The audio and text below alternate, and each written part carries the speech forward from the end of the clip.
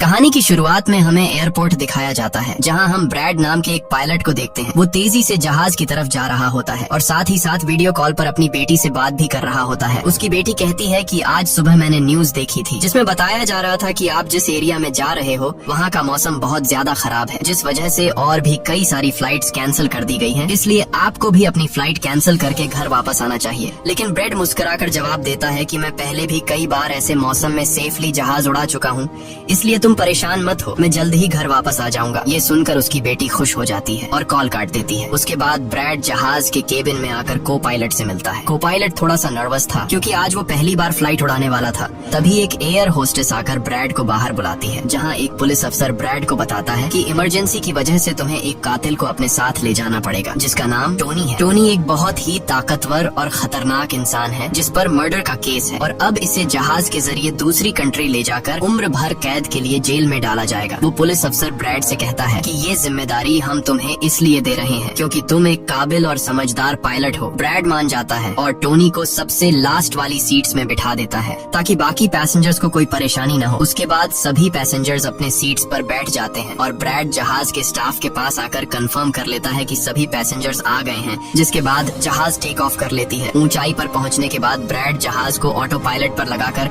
को पायलट के साथ अपनी फैमिली के बारे में बातें करने लगता है।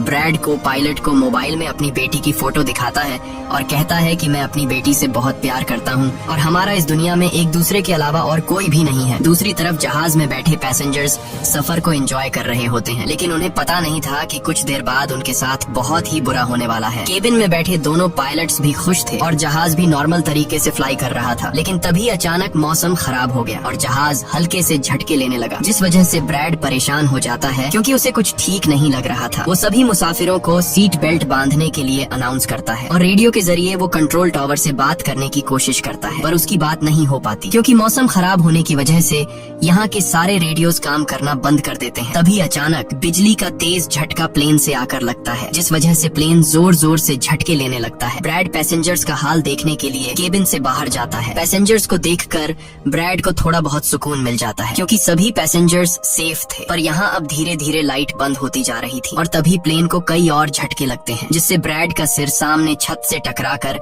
नीचे गिर जाता है और उसके माथे पर चोट लग जाती है। इस सूरत हाल को देखते हुए सभी पैसेंजर्स की हालत खराब होने लगी थी। ब्रैड जल्दी से वापस केबिन में आकर अपने साथी के साथ मिलकर प्लेन को संभालने में लग जाता है। ये उनके लिए काफी मुश्किल टाइम था। मौसम खराब होने की वजह से उन्हें आगे कुछ भी नहीं दिखाई दे रहा था। ब्रैड कहता है कि हमें प्लेन को नीचे लाना होगा क्योंकि अगर प्लेन को एक और झटका लगा तो प्लेन तबाह हो सकता है। ये लोग फौरन जहाज का अल्टीट्यूड कम करने लगते हैं और जहाज तेजी से नीचे की तरफ जाने लगता है। जहाज के अंदर मौजूद पैसेंजर्स काफी ज्यादा डरे हुए थे। तभी क्रिमिनल टोनी के साथ जो पुलिस अफसर आया होता है, उसके हाथ से मोबाइल छूट जाता है। वो अपने मोबाइल फोन को उठाने के लिए अपना सीट बेल्ट खोल लेता है, जिसकी मदद करने के लिए एक एयर होस्टेस भी अपना सीट बेल्ट खोलकर आगे आती है।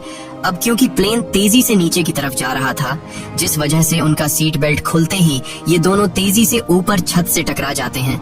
ये दोनों इतनी तेजी से छत से टकराते हैं कि उनकी तुरंत मौत हो जाती है। इतने में जहाज काफी कम अल्टीट्यूड पर आ जाता है और किसी तरह करके ये दोनों पायलट जहाज को कंट्रोल कर लेते हैं। लेकिन अब जहाज में ज्यादा पावर नहीं बची होती, इसलिए ब्रैड जहाज को एयरपोर्ट तक नहीं पहुंचा सकता था, जिस वजह से ब्रैड जहाज को नीचे लाकर समंदर में क्रैश लैंड करने का सोचता है। लेकिन तभी ये दोनों कुछ दूर एक आइलैंड देख लेते हैं, जिसके बाद ब्रैड जहाज की डायरेक्शन आइलैंड की तरफ कर लेता है और आइलैंड पर लैंड करने का फैसला करता है। कई मुश्किलों के बाद ब्रैड इस आइलैंड पर मौजूद एक रोड पर फाइनली इमरजेंसी लैंड कर लेता है। लकीली इस इमरजेंसी लैंडिंग में सभी पैसेंजर्स सही सलामत होते हैं और किसी को भी चोट नहीं आती। तभी जहाज में पीछे शॉर्ट सर्किट होता है, जिससे देखकर ब्रैड खुश हो जाता है क्योंकि जहाज में अभी भी थोड़ी बहुत बिजली बची हुई थी। सभी पैसेंजर्स के जहाज से उतरने के बाद एक एयर होस्टेस कैप्टन ब्रैड को बताती है कि क्रिमिनल टोनी को ले जाने वाला पुलिस अफसर मारा गया है और एक एयर होस्टेस भी मारी गई है। ये सुनकर ब्रैड बहुत ज्यादा मायूस हो जाता है। दूसरी तरफ एयरलाइन कंपनी का मालिक देखता है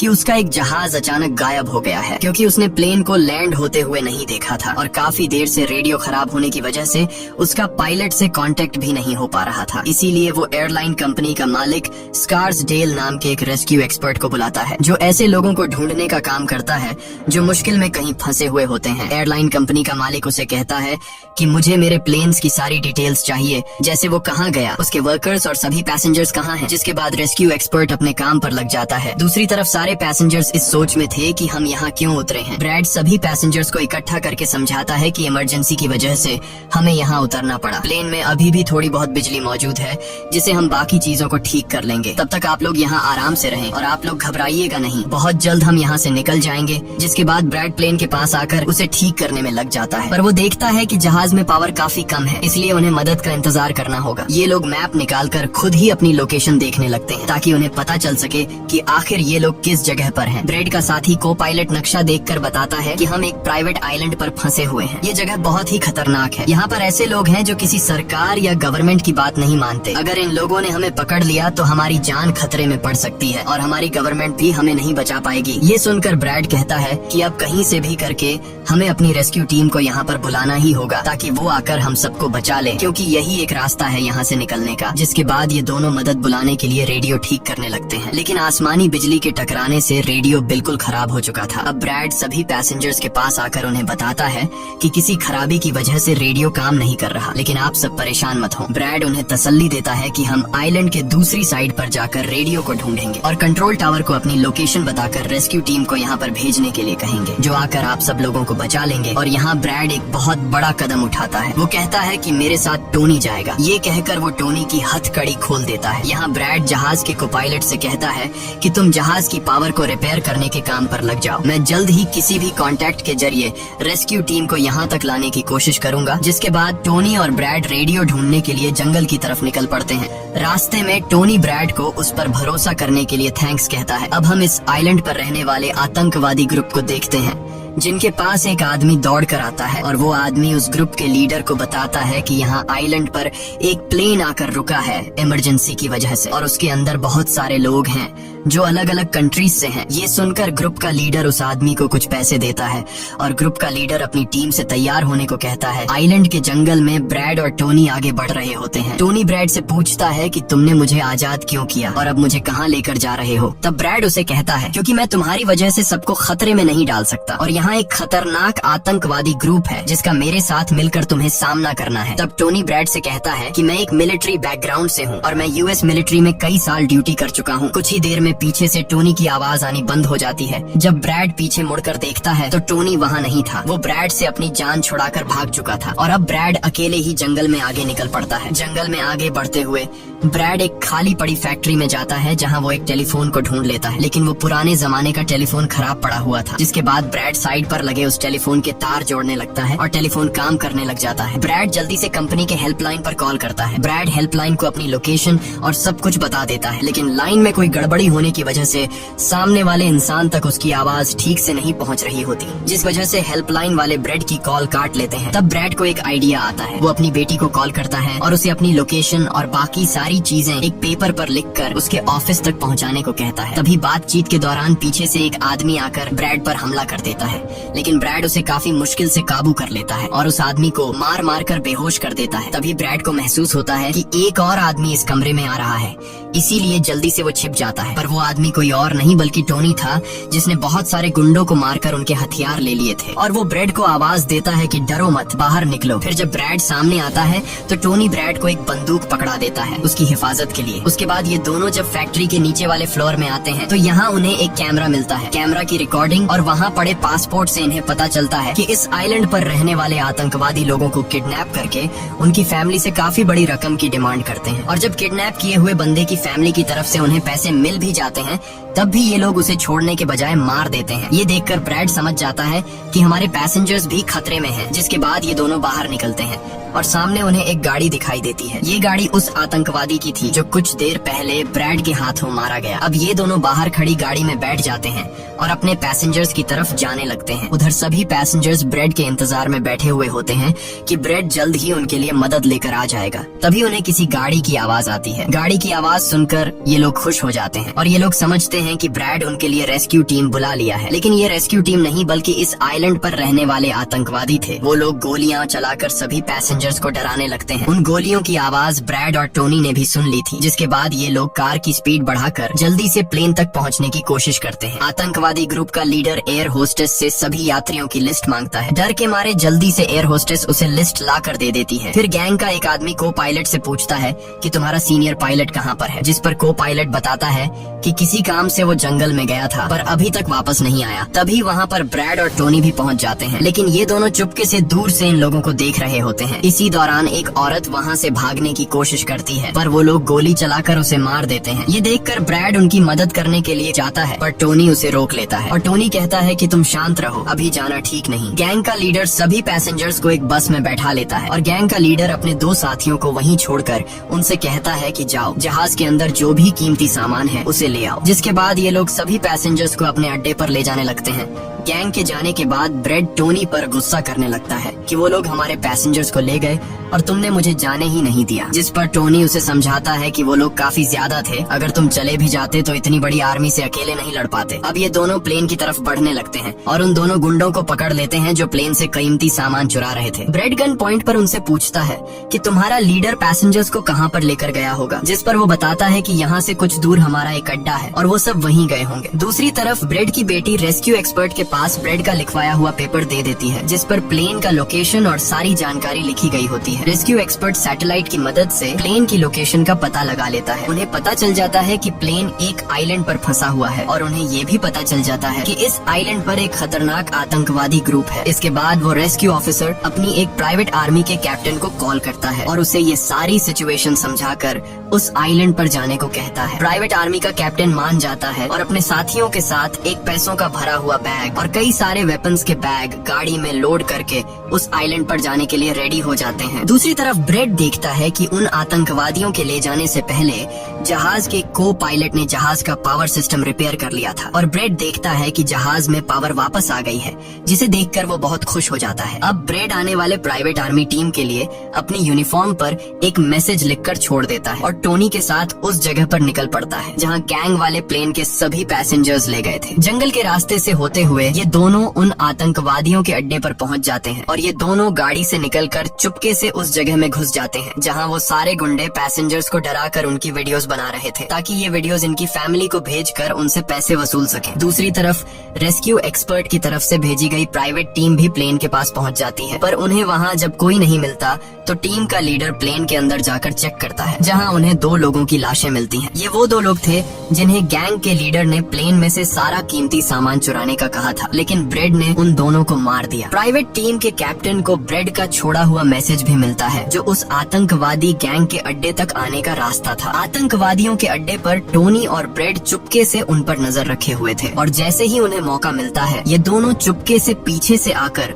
दो आतंकवादियों को मार देते हैं। फिर ये दोनों चुपके से आगे बढ़ते हैं और एक कमरे के बाहर जा पहुंचते हैं। इस कमरे के अंदर सभी पैसेंजर्स को कैद करके रखा गया था। अब ब्रेड इन लोगों को छुड़ाना तो चाहता था पर वहाँ बहुत सारे गार्ड्स पहरा दे रहे थे और ब्रेड के पास दरवाजे का ताला खोलने की चाबी भी नहीं थी। इसके बाद ये दोनों एक एक करके उन गार्ड्स को मार गिराते हैं और टोनी तो हथौड़ा उठाकर कई सारे गार्ड्स को हथौड़े से मार देता है। यहाँ ब्रेड एक गार्ड से चाबी लेकर उन पैसेंजर्स को कमरे से आजाद कर देता है। वो उनसे कहता है कि जल्दी से उसी बस में बैठ जाओ जिसमें तुम सबको आतंकवादियों ने यहाँ लाया था, और वो सभी जल्दी से उस बस में जाकर बैठ जाते हैं। तभी टोनी ब्रेड के पास आकर बताता है कि यहाँ से गाड़ी के जरिए बाहर निकलने का सिर्फ एक ही रास्ता है, मगर वहाँ कई सारे गुंडे बंदूक लिए खड़े हैं जो हमें देखते ही हम पर गोलियां बरसाना शुरू कर देंगे। जब ब्रेड पैसेंजर्स की तरफ देखता है तो वो सभी बहुत ज्यादा डरे हुए होते हैं। अब यहाँ ब्रेड अपनी जान को खतरे में डालते हुए एक फैसला करता है और टोनी से कहता है कि मैं वहाँ पर मौजूद सभी आतंकवादियों का ध्यान भटकाऊंगा और तुम मौके का फायदा उठाते हुए सभी पैसेंजर्स को यहाँ से ले जाना। अब पहले तो टोनी ब्रेड को ऐसा करने से मना करता है,